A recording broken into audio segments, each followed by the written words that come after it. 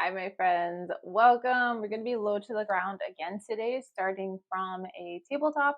We're actually going to do a little variation on a bird dog, but we're going to add some extra love for the hips, and then we're also going to make it into like a spinal flexion. So let's go ahead and get started. Okay, so from our lovely tabletop, you're going to go ahead and bring wrists about underneath the shoulders, knees about underneath the hips, pulling belly button up so that we have a nice strong basis, a strong spine. Now, to get started, we're going to go ahead and reach left leg back. Toes are going to be pointed down. And you can always take this step by step, whatever feels best for you today. If we're struggling with balance and like the whole move doesn't feel super awesome. And then you're going to go ahead and reach right arm straight ahead. Big breath in, reach away from you, and then exhale, bring it down. We're going to do the same thing on the other side. So lifting right leg, reaching back behind you, toes pointed down. And then reach left arm straight ahead. Big breath in, exhale, go ahead and bring it down. So now we're going to go ahead and try to lift left leg, right arm at the same time. And this time, look forward as you drop your belly a little bit. So you're going to feel a little bit of a dip in your lower back as if we were doing cat-cow or spinal flexion. Big breath in, exhale. Now we're going to bring knee to meet elbow as we round through the spine. Inhale, kick it out. Exhale, round through the spine. Inhale, out. Exhale, round through the spine. Holding it there and then release. We're going to go ahead and repeat that on the other side. So at the same time, kicking your right leg back, reaching left hand forward. Look forward. Exhale, bring knee and elbow together as you round through the spine. And then again, inhale, reach out. Exhale, bring them together. Inhale, reach out. Exhale, bring together and hold there. And then go ahead and release. Awesome job. You can take a second and rotate your wrists one way and then the other. That's a little bit of work, so catch your breath.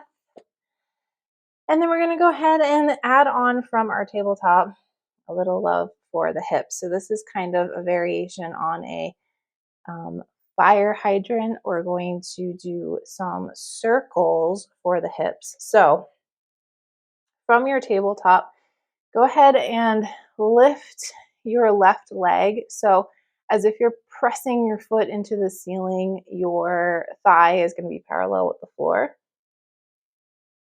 Now you can keep your foot flexed. It might feel better to actually point your toe as we go through this. You're going to take that left knee and you're going to start to draw a circle, nice and slow. And it doesn't have to be as big as the circles I'm doing, especially if your hip mobility feels a little tight or restricted today. Just listen to your body and then move through circles as small as you need to. Opening up in the hips one way, and then go ahead and reverse the direction of your circle. Pressing evenly out of both palms. Nice strong foundation and continuing to breathe deeply.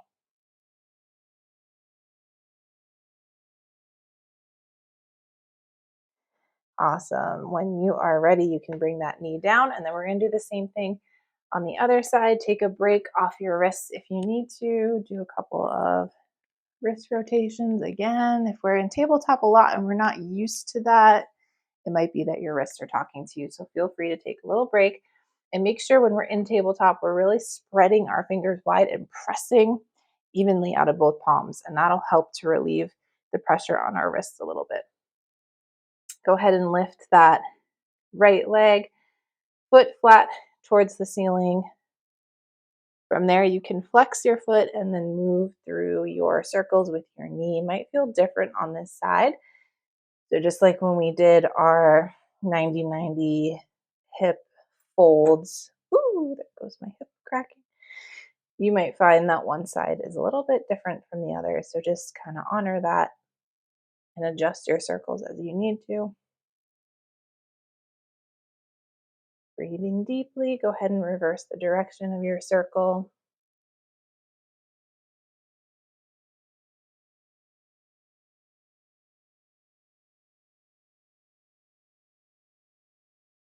Good. And go ahead and release. Amazing job. In tabletop, we're going to find that alignment again. So wrists about underneath the shoulders, knees about underneath the hips. And we're just going to move our hips in circles here. So this is like super, super gentle. We're also going to find that that's a little gentle circles for the wrists as well. And if it does feel better for you for a little bit of wrist relief, you can go ahead and bring your fingers to face you as we go through these circles. So not necessarily specifically wrist circles. We're focusing on moving the hips, but you might find your wrists benefit from that as well. Good. Go ahead and reverse the direction of your circles.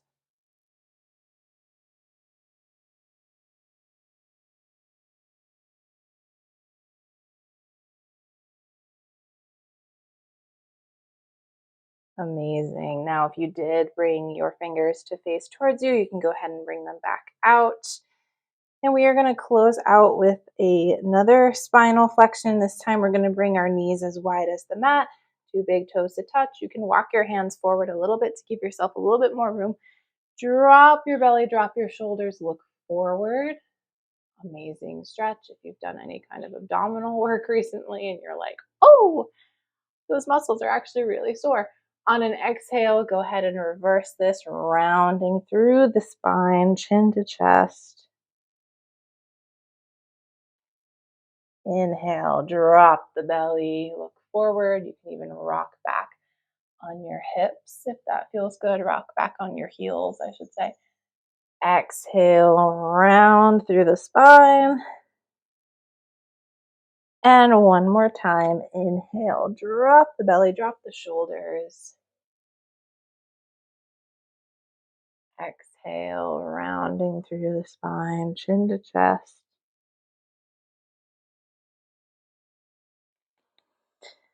Amazing, amazing job. Take good care. Do a few more wrist circles if they're feeling a little fussy after being in tabletop. We will have some wrist care later on in the month. But you guys are rocking this. I am so, so proud of you. I'll see you tomorrow.